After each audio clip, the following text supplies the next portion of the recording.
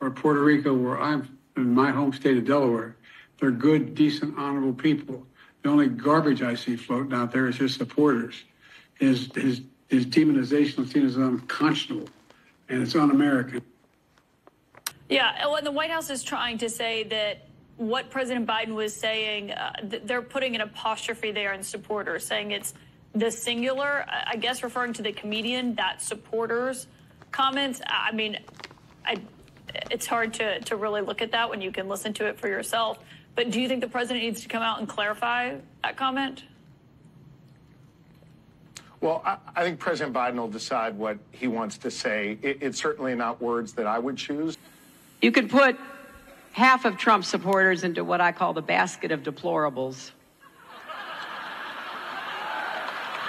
Right?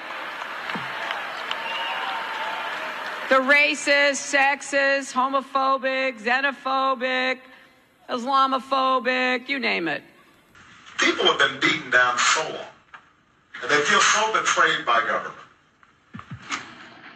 So it's not surprising then that they get bitter and they cling to guns or religion or antipathy towards people who aren't like them, and a way to explain their frustrations. Why is he sitting in front of a laptop at the exact same moment Kamala Harris is out on his backyard trying to give the closing argument to her campaign?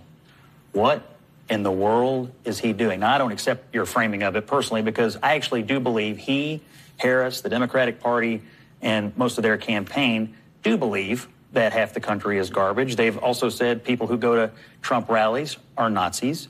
And so it's pretty apparent the disdain with which they hold half of the country in. First, I'll just tell you, this is what the Democrats always do. They called George Bush the same things. They called Joe Biden said Mitt Romney would return African Americans to chains, to slavery. I remember. And they called John McCain Hitler. They called Mitt Romney Hitler. Now they called Donald Trump. This is the classic Democratic playbook.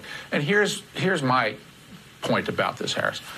There's still Americans alive today, me, whose lives were actually touched by the Nazis.